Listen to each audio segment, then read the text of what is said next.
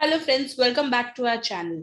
दोस्तों, अगर आप कोई प्रॉपर्टी परचेज कर रहे हैं या सेल कर रहे हैं तो ये वीडियो आपके लिए बहुत काम का है। बहुत इंपॉर्टेंट है कि आप ये वीडियो देखें, इसे समझें कि ये क्या हो रहा है, क्योंकि अगर आपने ये नॉन कंप्लायंस किया तो आगे चल के आपको बहुत भारी भुगतान करना पड़ सकता है इस नॉन कंप्लायंस का। पहले समझते हैं कि प्रॉपर्टी पे टीडीएस कब एप्लीकेबल होता है। तो मान लीजिए अगर आप कोई प्रॉपर्टी खरीद रहे हैं या बेच रहे हैं जिसकी वैल्यू 50 लाख से ऊपर है। जब मैं वैल्यू में बोल रही हूँ तो इसका मतलब अग्रीमेंट वैल्यू है। अग्रीमेंट वैल्यू अगर 50 लाख से ऊपर है तो आपको 1% टीडीएस डिडक्ट करना पड़ेगा ऑन परचेजिंग द प्रॉपर्टी, यानी कि बायर सेलर का पैसा काटेगा और गवर्नमेंट को जमा करेगा। दोस्तों, इस आगे बढ़ने से पहले मैं बताना चाहूंगी, अगर आप मेरे चैनल पे पहली बार आए हैं तो प्लीज हमारे चैनल को सब्सक्राइब कीजिए। और हाँ, सब्सक्राइब करते ही बाजू में एक बेल बटन आएगा, उसे प्रेस करना नहीं भूलिएगा। बेल बटन प्रेस करते ही नेक्स्ट टाइम हम जब कोई वीडियो अपलोड करेंगे वो ऑटोमेटिकली आपको नोटिफाई होगा। तो चलिए समझते हैं ये टीडीएस ऑन प्रॉपर्टी वाला परचेज। आपका मान लीजिए अग्रीमेंट वैल्यू 55 लाख से। अब क्योंकि ये 50 लाख से ऊपर है, 1% टीडीएस एप्लीकेबल होगा and 55,000 rupees buyer directly government को पे करेगा एंड बैलेंस 49,45,000 वो सेलर को पे करेगा। ये गवर्नमेंट को पे होगा बाय बायर एंड ये सेलर को पे होगा by buyer. As a buyer आपको ये जो गवर्नमेंट वाला पार्ट है आपको ये टीडीएस डिडक्ट करना है,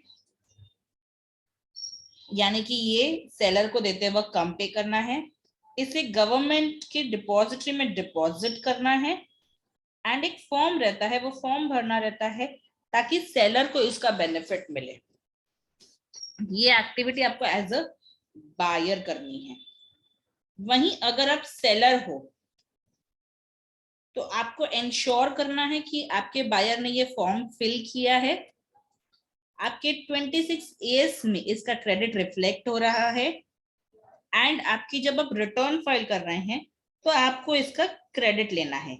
रिटर्न यानी कि इनकम टैक्स रिटर्न जब आप फाइल कर रहे हैं तो आपको उसका क्रेडिट लेना है। दोस्तों, इस पॉइंट में ये इस एंटायर ट्रांजैक्शन में कैश फ्लो ऑब्स्ट्रक्ट होता है, क्योंकि सेलर काफी सारे केसेस में क्या होता है, सेलर प्रॉपर्टी सेल करके न्यू प्रॉपर्टी परचेज करता है। वो सोचता है कि यार ये पूरा 55 लाख में न्यू प्रॉपर्टी में डाल दूं जिससे कोई कैपिटल गेन टैक्स नहीं आए एंड मेरा पैसा ब्लॉक भी नहीं हो। बट ये 55,000 उसका ब्लॉक हो जाता है एंड इसका बेनिफिट या फिर इसका रिफंड उसे नेक्स्ट ईयर ही मिलता है जब वो अपनी इनकम टैक्स रिटर्न फाइल करता है, या फिर जब वो रिटर्न फाइल कर रहा है तो उसकी एग्जिस्टिंग लाइबिलिटी के सामने वो एडजस्ट हो जाता है।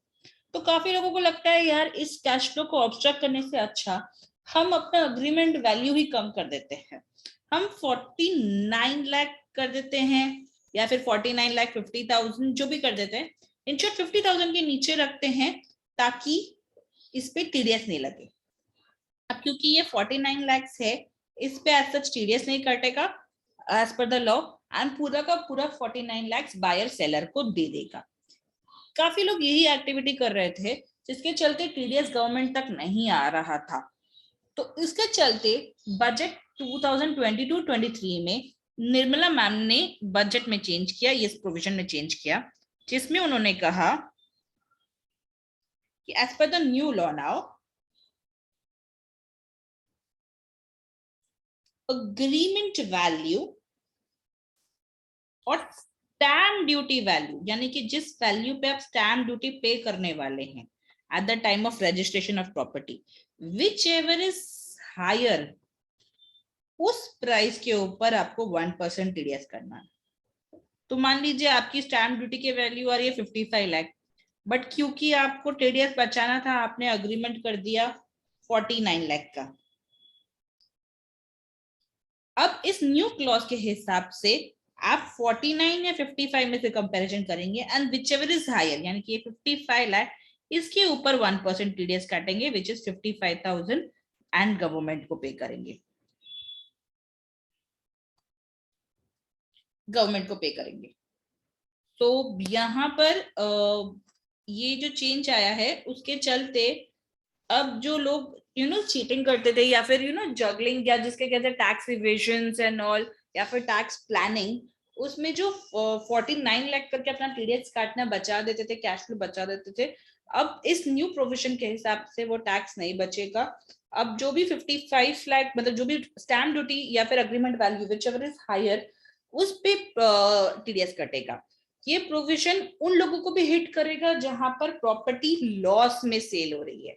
यानी कि ये सेम केस ले लेते हैं हम जहां पर actual stamp duty value 51 lakh है, बट क्योंकि किसी कारणवश सेलर को घाई है या फिर सेलर को अपना प्रॉपर्टी का बायर नहीं मिल रहा है, उसे ये प्रॉपर्टी लॉस में सेल करनी है सिर्फ 40 लाख पे। अब क्या हो जाएगा, क्योंकि इस न्यू क्लॉज के चलते कंपैरिजन किया जाएगा between the agreement value and the stamp duty value. Stamp duty value पे 51 लाख पे 1% यानी कि 51,000 रुपीज टैक्स काटा जाएगा और गवर्नमेंट को पे किया जाएगा। तो ऑलरेडी जो सेलर है वो लॉस में है, उसने अपनी प्रॉपर्टी को लॉस में सेल किया है, प्लस ये न्यू क्लॉज के चलते उसका कैश फ्लो भी ऑब्स्ट्रक्ट हो जाएगा अप टू 51,000। तो जहां पहले लॉ के हिसाब से उनके पास पूरे 40 लाख आते थे, अब ये न्यू प्रोविजन के हिसाब से उनके पास 40 लाख माइनस 51,000 यानी कि 39,49,000 आएगा। तो ये न्यू प्रोविजन का इंटेंशन ये था कि लोग जो पर्पसली अग्रीमेंट वैल्यू कम कर रहे हैं वो अब ना कर पाए, बट ये क्लॉज उन लोगों को भी हिट करेगा जहां पर जेन्युइन लॉस है या फिर जेन्युइनली वैल्यू कम है as compare to the stamp duty value. आपका कैश फ्लो ऑब्स्ट्रक्ट होगा इस केस में। तो अगर आप कुछ प्लानिंग कर रहे हैं इस हिसाब से जहां पर आप सोचते हैं मैं एग्रीमेंट वैल्यू कम करके 1% टीडीएस बचा लूं, तो अब ये नए क्लॉज में के हिसाब से तो नहीं होगा। प्लस अगर आप प्रॉपर्टी लॉस में सेल कर रहे हैं और वो पैसा कहीं और यूज करना चाहते हैं, तो मैं सजेस्ट करूंगी कि आप प्लीज स्टैम्प ड्यूटी वैल्यू भी चेक कीजिए और चेक कीजिए कि एक्चुअली में क्या वैल्यू है। और अगर मान लीजिए वो वैल्यू 50 लाख से ऊपर है, तो आप प्लीज मेंटली और फाइनेंशियली भी रेडी कि आपका वो 1% डिडक्ट होगा और आपको बैलेंस पैसा मिलेगा गवर्नमेंट से। तो ये था topic related to TDS and property. दोस्तों अगर आपको ये वीडियो इंफॉर्मेटिव लगा हो या इस टॉपिक से रिलेटेड कोई भी क्वेरीज हो तो प्लीज हमारे कमेंट सेक्शन में नीचे लिखिए। आपके कमेंट्स ही बताते हैं कि हमारे वीडियोस आपको कैसे लग रहे हैं। Thank you.